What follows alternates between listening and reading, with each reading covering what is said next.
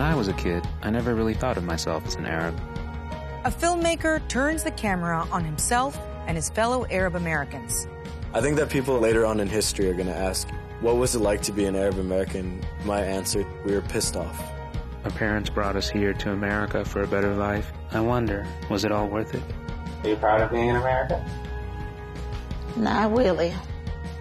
I'm Natasha Del Toro, and tonight on America Reframed, a personal story asking difficult questions about identity, race, and politics. American Arab.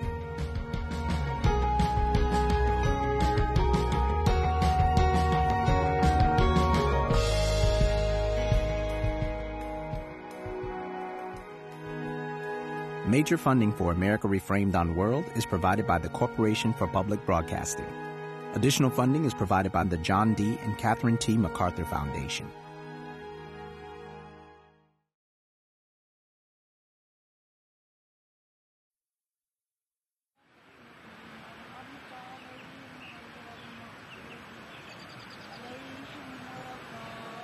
Allahu Akbar, Allahu Akbar.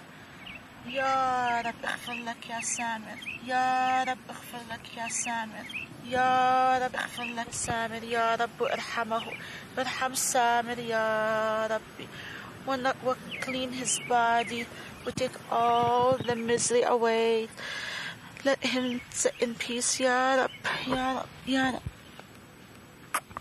حبيبي سامر.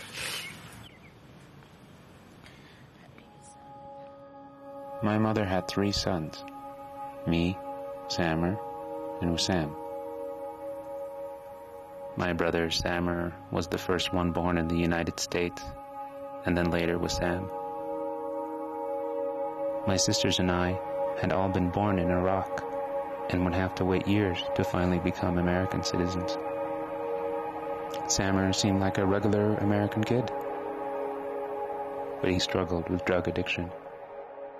He was very smart, very bored in a public school. I want to put him in a special talent at the school. It is really sad. He was really young. You could tell, all of you sitting here, look how sad he is. Look how he's lonely. That's the age he was when he is just coming out from the rehab center. He ran away as a young teen, lived on the streets, and spent many years in prison. But he was pulling it together, went back to school, blossomed as a writer, and fell in love.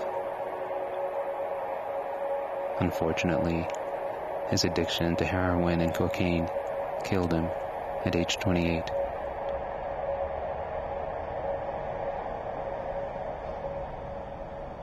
He did make his own decision, but he was 12 years old, and he became a shaheed of a bad poison in America. What was the bad poison? The wrong freedom, like you do whatever you want to do, even if you destroy your own body, use drug, use anything. If he was in Iraq, this wouldn't happen? No. He could be killed in a war.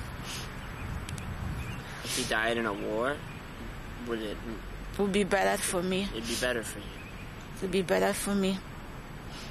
I don't want him to die, but die in a war, at least he didn't go through all this adab, all this suffering. He couldn't make it because he'd been destroyed. It's done. But no matter what, we love you. We love you, Samer.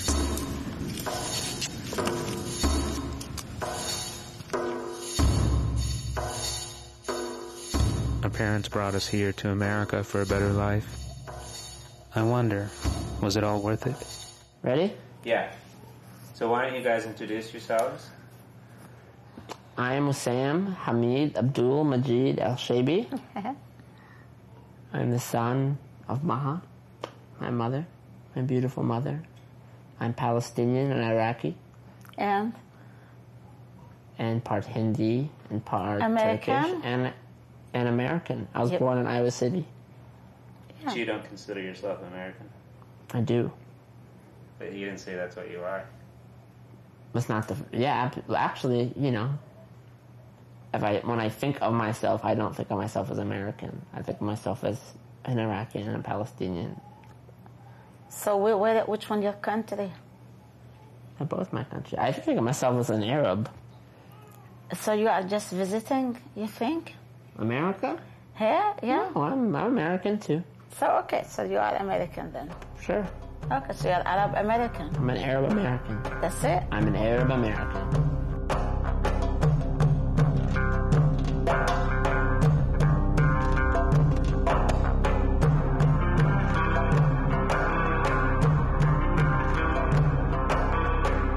Like many immigrant families, we struggled to find our place in this country. Our mom wanted to make America our home, but it was never easy. She's originally from Palestine, but raised in Iraq and had survived many wars. It took her years to get us out of the Arab world and into the United States.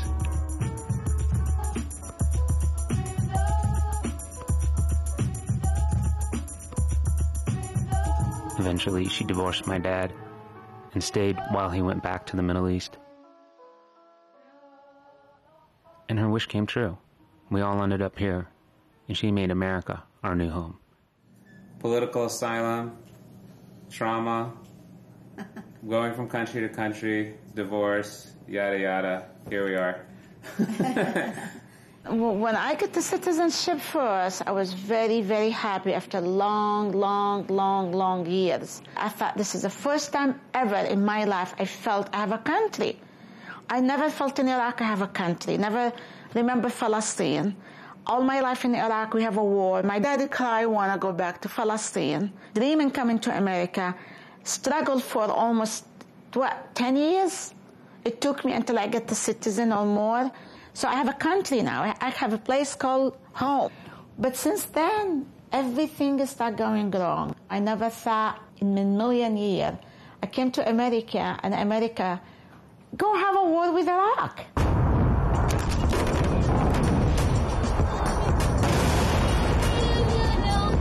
We'll make a big glass crater out of the Middle East, for all I care.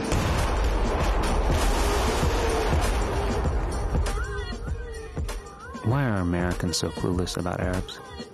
Who do they think we are? I can't trust Obama. He's an Arab. He is not. No? No, ma'am. He's a decent family man, citizen that I just happen to have disagreements with on fundamental issues. What is going on here? Why is being an Arab suddenly the opposite of being a decent man?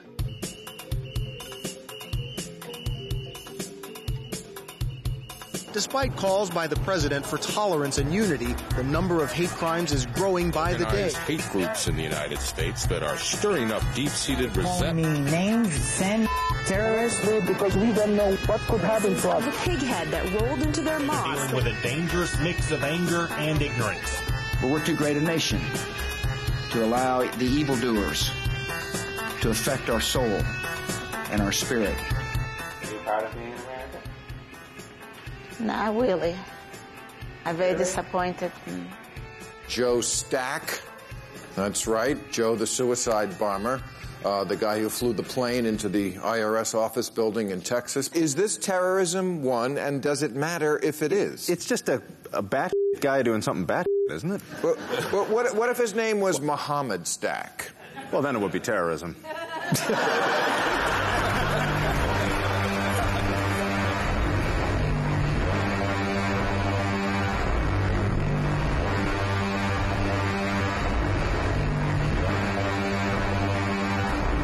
I've got Muslims who are fighting in Afghanistan in the uniform of the United States Armed Services. They're out there putting their lives on the line for us. We don't differentiate between them and us. It's just us. But 9 years after the terrorist attacks, anti-Muslim sentiment is seeing a resurgence.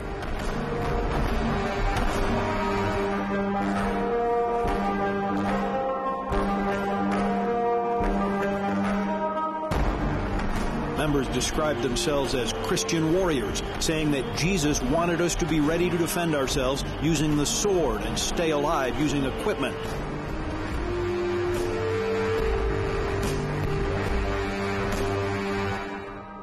White America and the Christian community would say Timothy McVeigh does not represent them. But if we say the same thing about Osama bin Laden, we are told Islam is the problem and that we need to shut up and apologize. Islam is an evil religion. Bill, I'm not a bigot. You know the kind of books I've written about the civil rights movement in this country. But when I get on a plane, I got to tell you, if I see people who are in Muslim garb, and I think, they're identifying themselves first and foremost as Muslims, I get worried. I get nervous.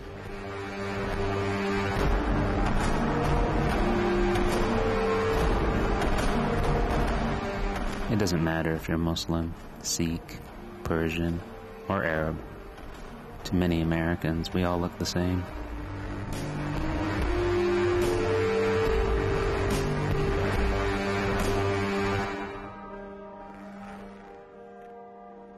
Many people have this evil image of the Arab. They don't like Jews, huh, Mama? No, sweetie. They don't like Jews.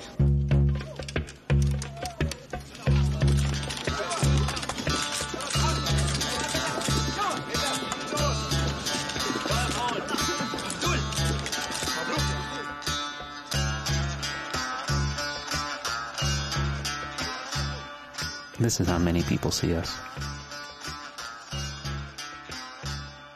When I was a kid, I never really thought of myself as an Arab. I mean, I felt different, but I didn't really connect to my ethnicity until I was older. And I embraced it in my own way. And also had fun with the stereotype.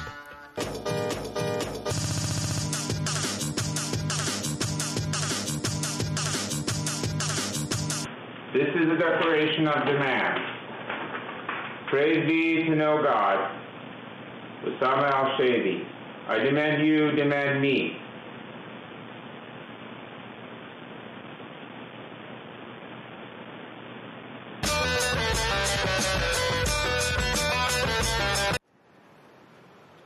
The camera became my weapon. It helped me express myself and survive. Let's get a shot back here. Or get this right here.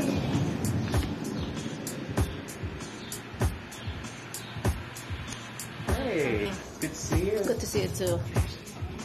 But what about a young person who just came from the Arab world? What are they going through? The Jassar family, like my own, left war-torn Iraq for the relative safety of Chicago. The father, Subhi, was kidnapped for ransom by Iraqi insurgents. Then after his release, he was almost killed by American soldiers who had broken into his home thinking he was an insurgent. They've been through a lot. Do you remember Iraq? Yeah, I have a lot of bad memories there and really good memories there. Tell me about your good memories. My good memories when we used to go to my grandma and grandpa's house. It was pretty fun, and my aunt, she's like my oldest sister, she always used to take us like shopping and stuff. Yeah. What were the bad memories? My dad got kidnapped, and there was a lot of problems by our school. One time there was a bomb, and one time they burned a dude by our school. What is that? They burned a what? A dude. A man. Oh, okay. Yeah. A dude. They burned him, a man? Yeah, but our driver didn't want us to see him. All the time he used to go like a different way so we can't see him. Because it was pretty weird. I saw him one time. It was ugly. Yeah. So there was a bombing, there was a bomb near your school? Yeah, it was in our school. Yeah. I related to Wed. I also saw and experienced horrible things growing up in Iraq during war. Once, a missile almost hit our school. It was one of the most frightening experiences of my life. I didn't quite know what to make of it, but I wanted to be safe. So, is there anything about the United States you wish, oh, I don't like this part is not for me? Yeah. What's that? Bullying. There's bullying? Yeah. Do you feel like you have to be tough? Yeah. Are you tough? Yeah, in school I'm really tough. Nobody messes up with me. No? I got in a fight one time. Yeah. And who won the fight? Me. You beat her up? Yeah. You took her down? Yeah. Was she an American girl? No. She was a different girl? Yeah. She was Assyrian. Oh. Yeah. So she was Iraqi? Yeah. So two Iraqis are fighting? Yeah, she used to scream at me so much.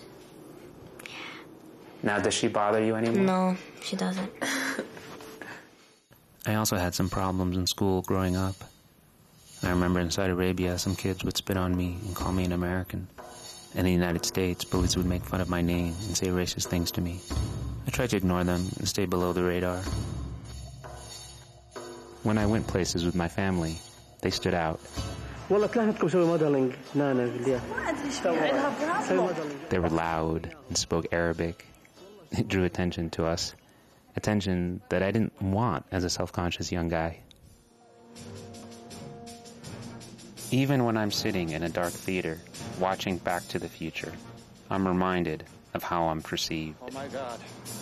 They found me. I don't know how, but they found me. Who do you think? The Libyans! Suddenly, these ridiculous-looking fake Arabs come speeding towards Michael J. Fox.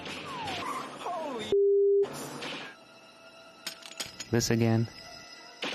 Here I am, this Arab-American kid, watching this movie with everybody eating popcorn and laughing. What am I supposed to think? If you believe in Hollywood, all Arabs are crazed, sex-starved buffoons, or the butt of the joke.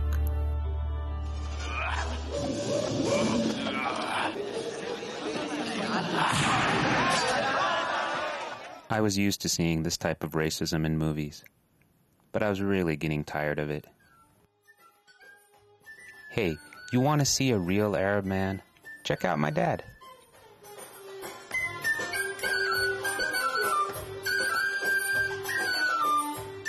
He brought us to the United States so he can get his PhD. Unlike many Arab families, we returned to our homeland to start a new life. But with the new war between Iraq and Iran and persecution from Saddam Hussein, life became problematic for my family, and especially my dad. He was not allowed to teach at Baghdad University unless he joined Saddam's Ba'ath Party. He refused and was unable to work. So we escaped Iraq, and my family lived in a type of limbo. As we attempted to settle in the United States, things took a turn for the worse. We were now the enemy.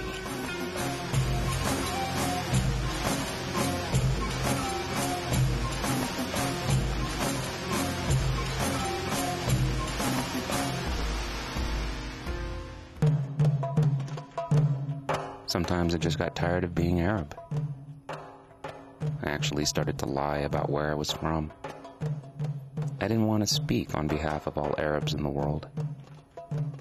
When I was a kid, teachers were always asking me complicated political questions about the Middle East. Honestly, I had no idea what to say. So here I am, as an adult. And I'm about to do the same to the Jassar girls. Let's talk about Bin Laden. So, where were you when you found out they killed him? I was in a school, and they started talking about him, and they asked us, what do you think about it? Do you think it is a good thing that they caught him and killed him? I said yes, because he was a criminal, and he killed a lot of people. Yeah. I didn't even know who he was. Me neither. I'm like, who is that? And they were like telling me, like, I don't know. So you don't know about 9/11? I do, but I didn't know who he was. I just know that there was something called 9/11. I feel confused when people start talking about politics. I mean, do you feel strongly about anything? Like, do you care about what's happening? No, not really. Because I feel like I don't know the truth. I'm not seeing anything in front of me. I hear, but I'm not seeing anything, so I don't feel the truth. We're not into politics. Yeah. And politics equals what to you? I don't know. I feel like War? it's dangerous. I feel it's dangerous to talk about like politics very free, you know?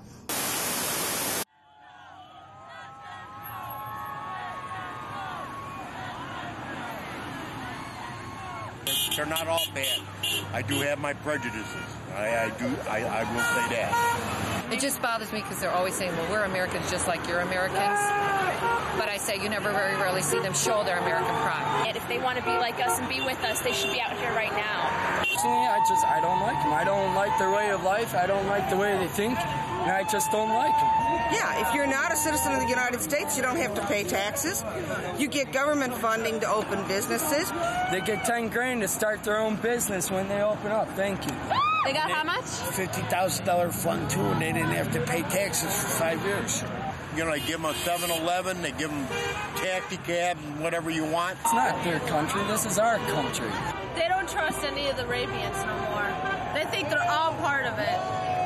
And what do you think? I don't think they are, because I've met some really nice Arabic people. My friend Nadia, she's Arabic, and she is the nicest person I can ever meet. Actually, I have a few good friends that are Arab Americans. Yeah. And do you think that they felt more scared lately, or any different? I mean, I would too. I mean, you know, if I was Arabian, I would too. A Muslim mother calls it a hate crime that took place while she was grocery shopping. It started with a comment. Then a South suburban woman says it became personal and physical. The woman says someone in a grocery store tried to pull off her headscarf and made a derogatory comment about Islam.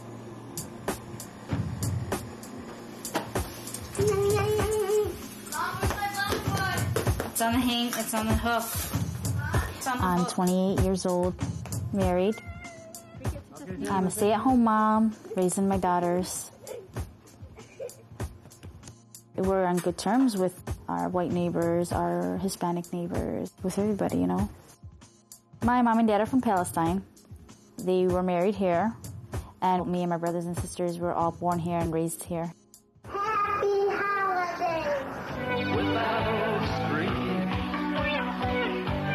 It wasn't that multicultural when I was growing up. We were picked on a little, you know. Actually, it made us stronger. When did you start wearing the hijab? Well, I wore it after I got married. Okay. I was 18 years old. I feel like I'm respecting myself. I'm covering up, you know. I feel more comfortable with it on. I notice some women that wear it and some women don't. And sometimes the women that don't wear it think that the women that are wearing it are looking down on them. Is there any of that tension in your family? No, not at all. Basically, it's up to the woman.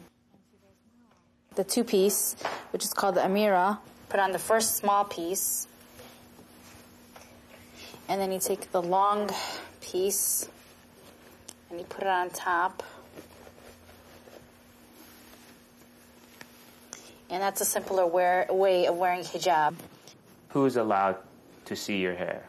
My father, my brothers, and my husband, my uncles, and of course, ladies. The whole family can see it, except the English people can't see it. No, that's not the rules. No? No. It's funny because nuns wear on their head. And Polish ladies, they wear on their head.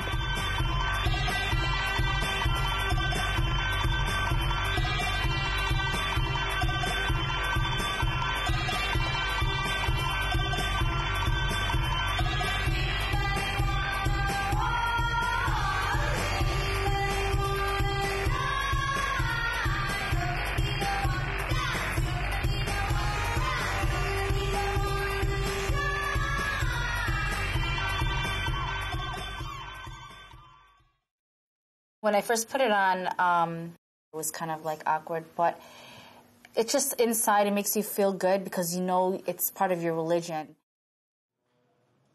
I was going to buy a birthday cake for my dad, and this white lady. She made a comment about the man who did the Texas shooting. He was from the Middle East.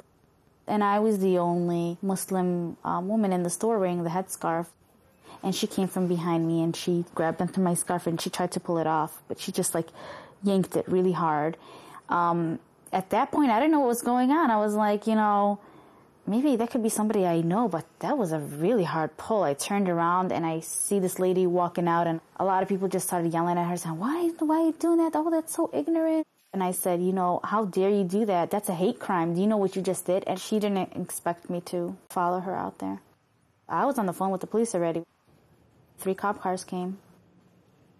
And I was so shaken up and I didn't really know exactly what to do. And I was like, well, you know what? I am going to show my best and I'm going to, you know, let her go. When I discussed it with my family and they said this is something that happens a lot. And for me, because I was born and raised here and I speak English, I should go through with it.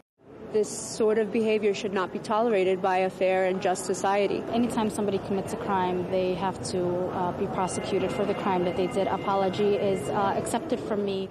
When you have the guts to actually come up to a person and you know, touch them, pull on them, then you have the feeling inside of you that I know these people, they don't fight back.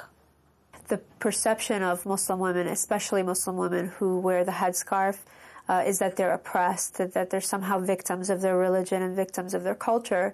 But at the same time, they're the most visible Muslims. And so they have been victimized, but they've been victimized by the bigots who take out their aggression on these women.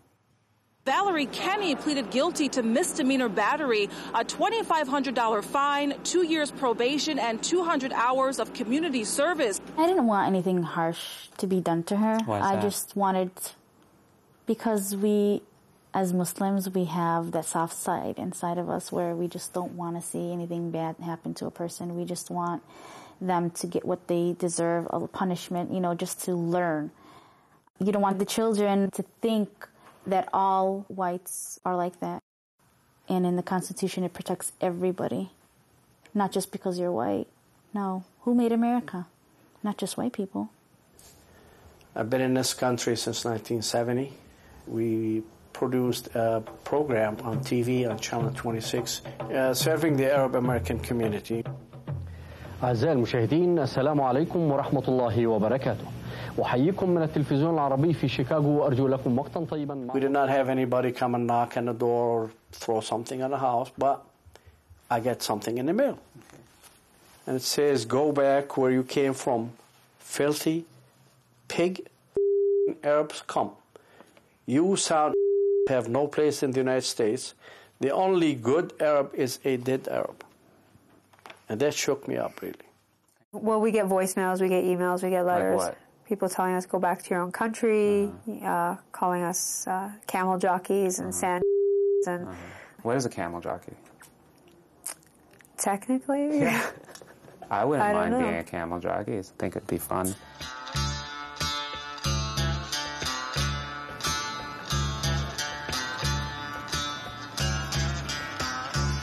I met Marwan recently, a guitarist from Chicago, who kind of reminded me of myself when I was younger.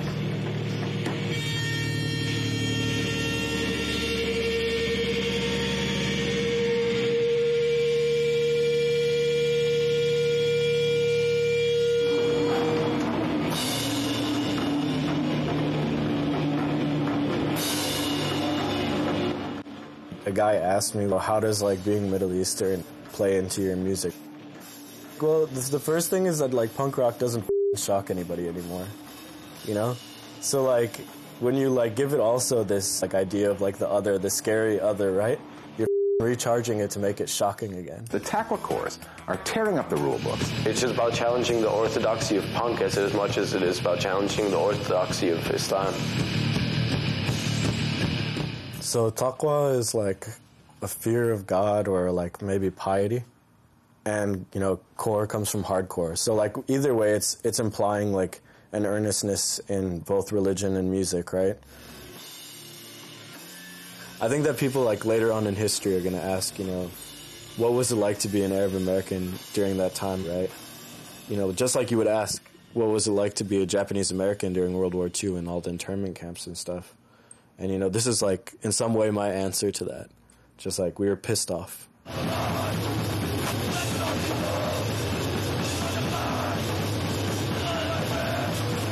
Basically, like, the rejects of, like, the Muslim community, the ones who drink, the ones who, you know, are having sex, the ones that are, like, don't agree with parts of the Quran and just, like, crossing out.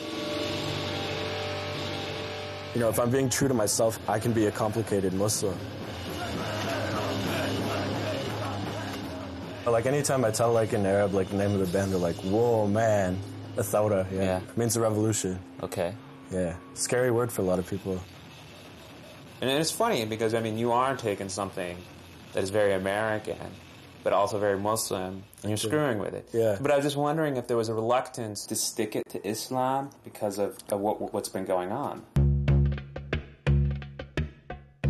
You have to be careful with how you're challenging Islam and how you're playing into, like, Orientalist stereotypes, because you're taking Orientalist imagery and subverting it. Like, you don't want to be a propaganda piece, basically. Right. It's like, look, man, we're winning because they're turning into, like, Western kids and they're being, like, decadent, blah, blah, blah, haha. It's like, no, it, man. I'm not fitting into either thing. Are you an Arab? I mean, I think so. My dad's from Syria. My mom is Polish. We met in Warsaw. My husband came for postgraduate study, and I was a secretary in there, and that's how it started. We could not get married in Poland. We were trying, but there was not allowed, so we got married in the United States. Did he ever have any trouble when he was a kid, like, because he was Arab or Muslim, or his mom was Polish, or... I know that after September 11th, it was tough for him. And I think that, honestly, that his personality changed. What happened? I think that he was less trusting, maybe. He was doing well in school, and after that he didn't anymore. Right after it happened, we could not function because we were so afraid.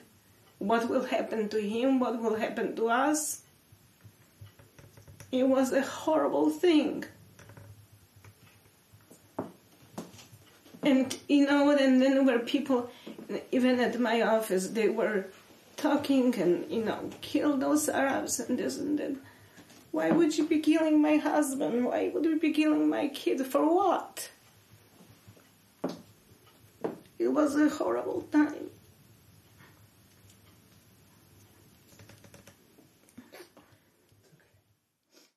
But people would say to you, you know, you're not really Arab. You don't have to go through the things that other Arabs and Muslims go through in this country because you're lucky. You sound American. You know how to navigate through this country. You guys represent to me sort of a third identity, which is neither or. Yeah. You know, you can carve it out for yourself. That's the idea. Just give people the space to be complicated. So what do you think of this Times Square bomber, huh? Secret agent? Oh, dude. I don't know, man. All I know is that if an Arab had made that bomb, it would have blown up. It's like an epic fail on behalf of the Pakistanis. I'm just joking, guys. I like what Marwan was saying about letting people be complicated. By the time I was 17, I realized I didn't want to be a typical Arab or a typical American. I was finding my own way, figuring it out for myself. I was this artsy teen, into hardcore punk bands, beat writers, weird films, and really all things subculture.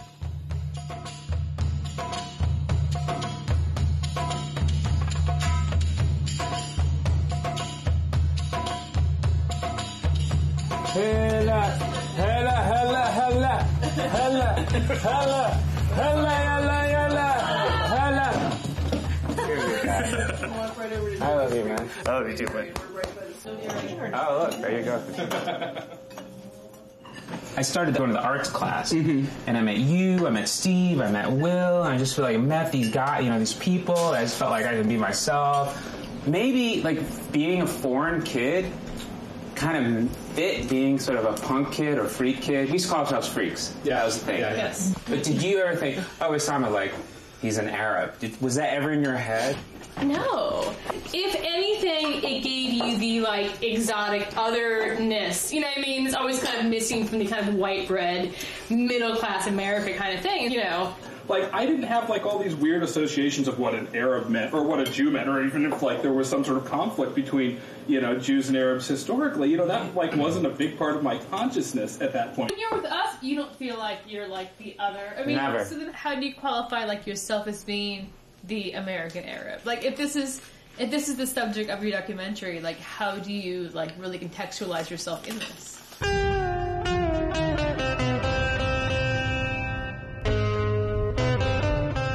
After I turned 21, I was no longer a legal resident. Suddenly, I felt like an illegal alien. My options were limited, and I had to work under the table, taking odd jobs as a dishwasher or janitor. And I traveled all over the country.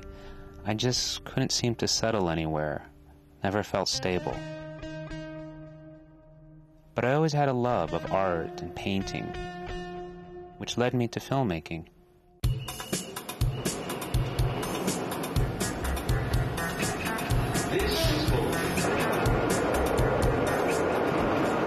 Chicago was perfect for me, a large, diverse city in the Midwest, and I was really discovering a new way of looking at myself and the world.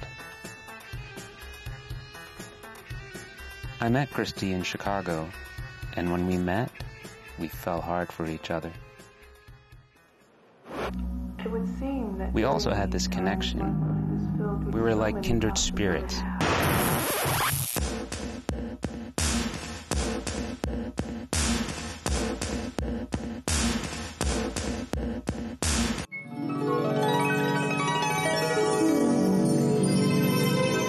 In many ways, we both felt weird and different growing up.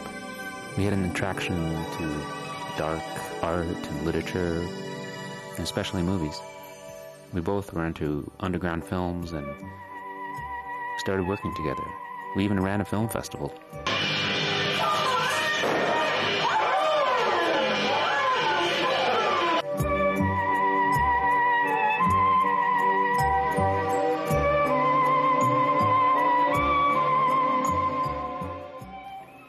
We fell in love and got married and continued to make films together.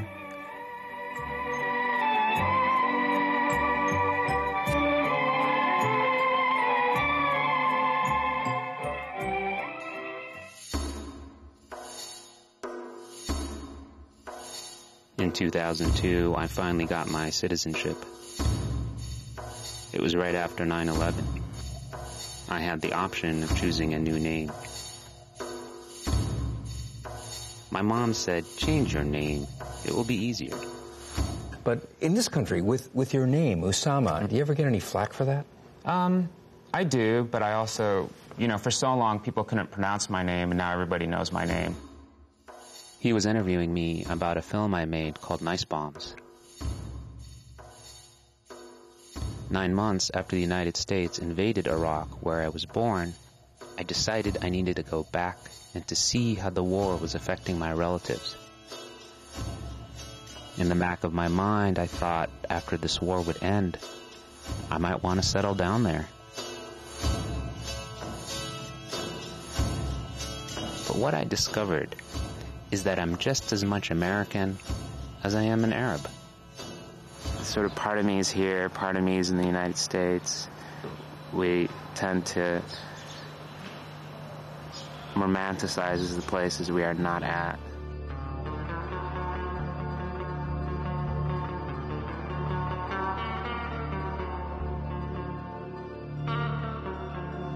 How long have you been here?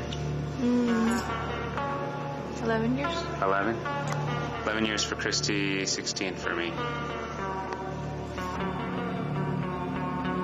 After living and working in Chicago for so many years, my wife and I decided we need a change. I wanted to leave behind the reminders of my brother's death, and we wanted to have a baby together. My wife did get pregnant, but it was an ectopic pregnancy. It is life-threatening. When the miscarriage happened, it lasted every day for almost a month. Here's our apartment. Packing. Things are still in disarray. So much to do. So we packed up and moved to a small town in Iowa named Fairfield, just an hour and a half from where I grew up in Iowa City.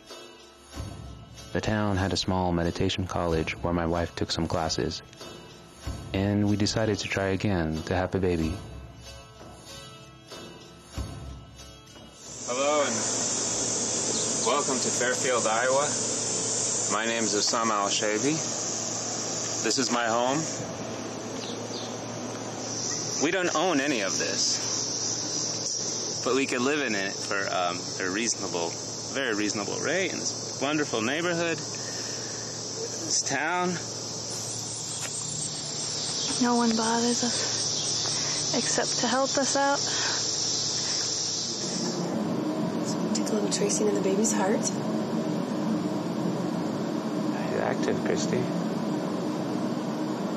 Can you see? Yeah. Oh my God. We have to quit trying to get the heart if baby's going to move like that, because that's so fun to see that.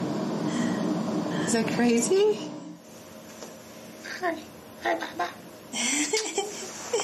We were still nervous about the pregnancy since our last miscarriage, but we stayed positive. We picked a name for our daughter, Munira. It means brilliant in Arabic.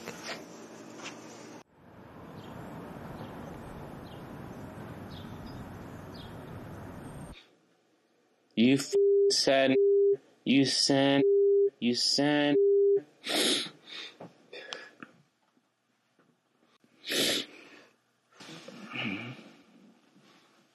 And they were just saying that to you?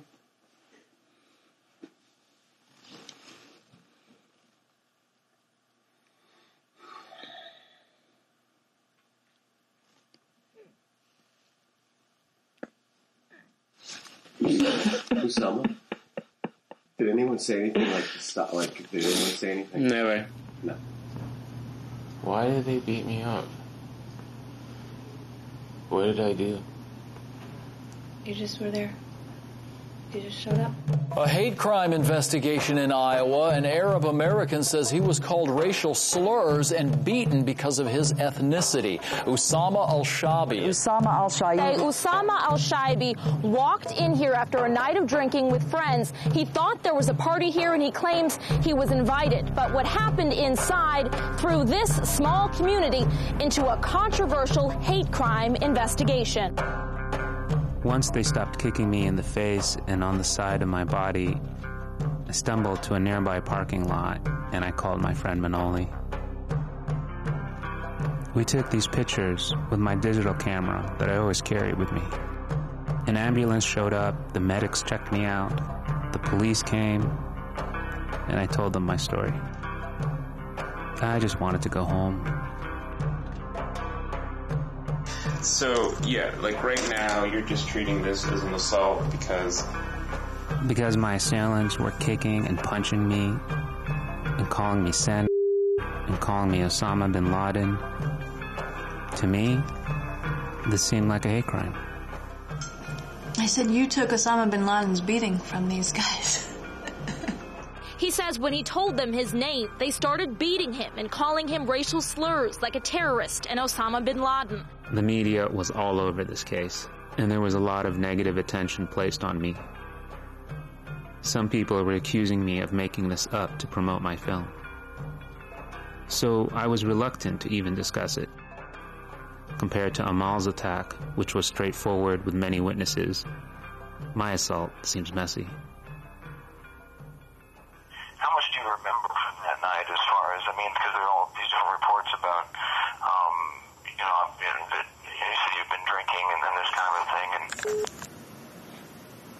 I just want to hide.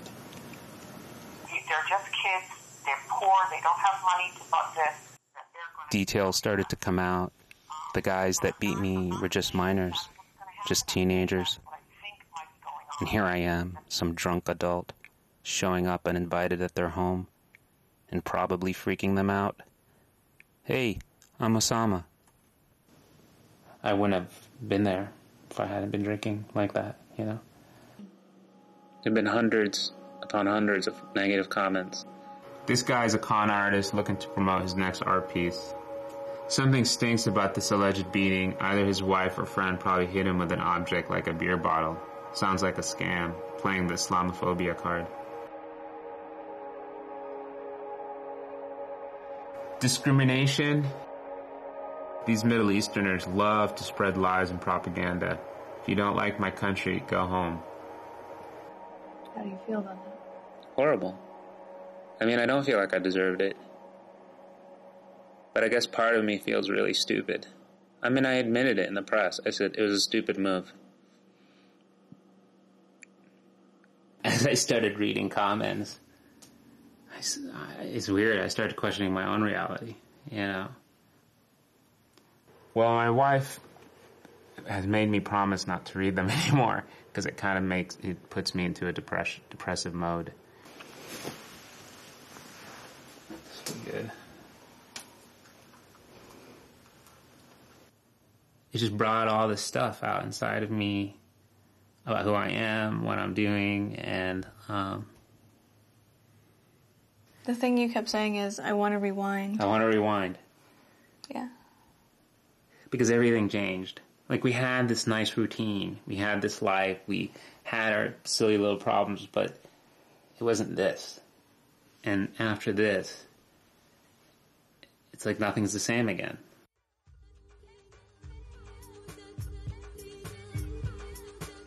The next day, I decided it was time to visit Imam Taha, the religious leader of the Mother Mosque in Cedar Rapids, Iowa.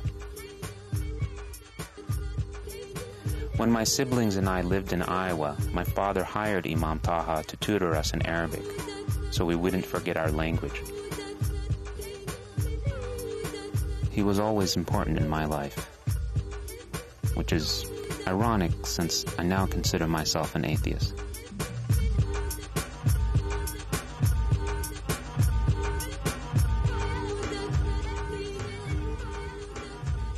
Built in 1934, the Mother Mosque has been a center for Muslim culture in the Midwest.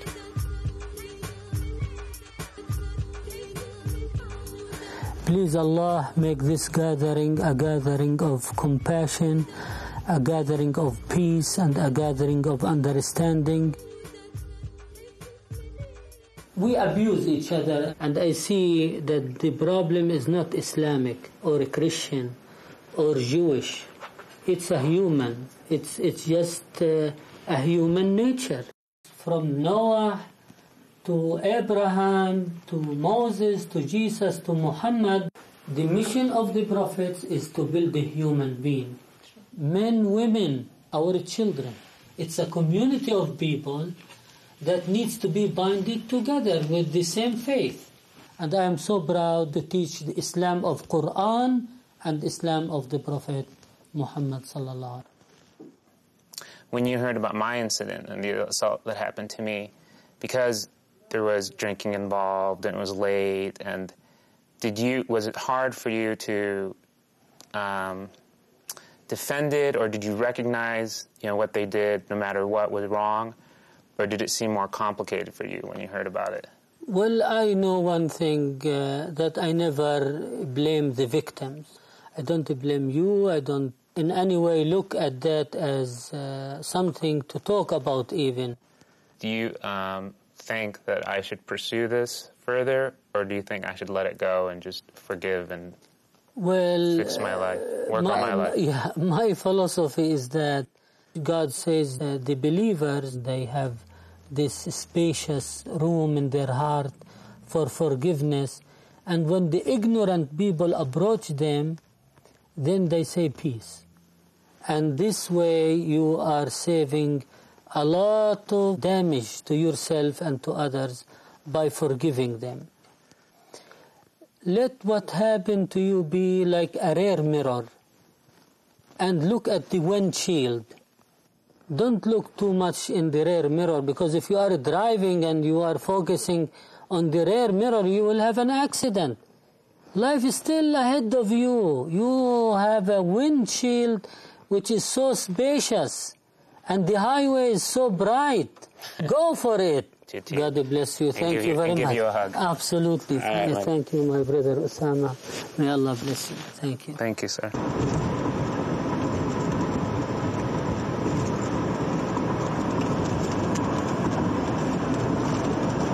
It's 4:30 in the morning, and we are driving to the hospital in Iowa City. My wife's water just broke. Okay, I feel another contraction coming.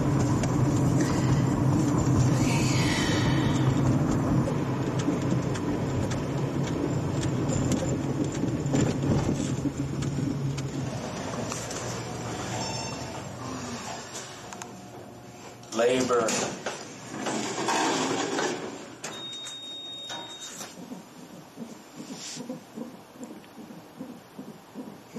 What's her heart rate? Can you tell? Today is Eid. Today is Eid, the end of Ramadan, and my mom and my family, they're going to mosque to celebrate. Hala. Come on, Munira.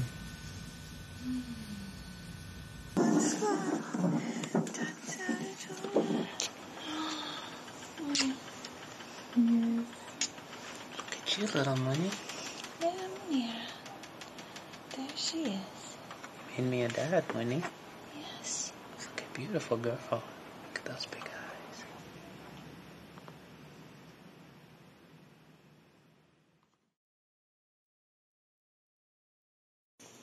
Which one you want? You want that today?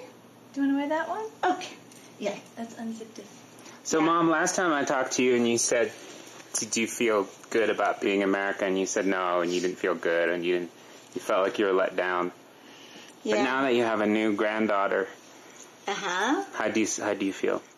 Most of my adult life is here. That's where, my kids married and my kids grow and I have the grandchildren. After all these years, I think, your country or your home is where you live or where you can make it. It is one world and we are connected. So I think, I'm optimistic. I think if we all should keep working on it, so this will be a nice place for Mooney. Yeah, Mooney? So will you tell her what it means to be an Arab? Of course, you know. It is going to be some mix of nice culture and uniqueness in here. But I don't want her to grow up and putting big hijab over her head and cover herself and limit herself with something. I want her to free and look around and be proud of where her mom and her dad came. And the way I raise you, this is also going to be culture because we made our own while we are here. And, So you're saying, in a way, it's kind of like neither Arab-American, neither Arab, just our own way. In our own way. And to be okay with who we are, but not... But not a glitch in one idea, not say I'm Muslim, I'm wearing hijab, I'm Arab American,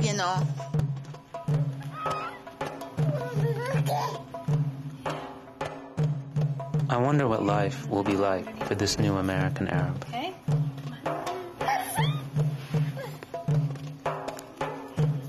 I hope she is embraced in the new world.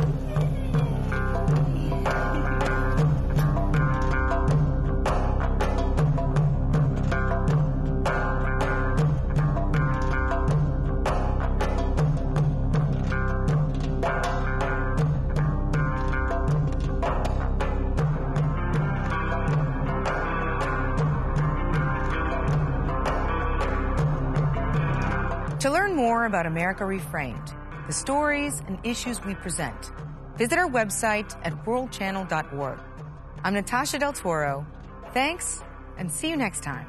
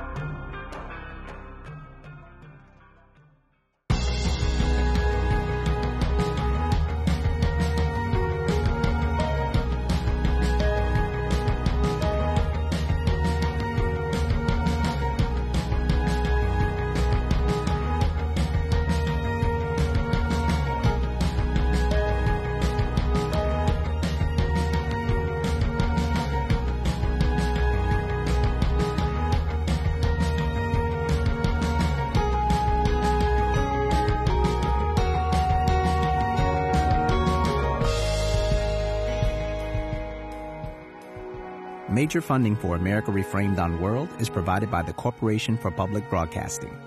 Additional funding is provided by the John D. and Catherine T. MacArthur Foundation.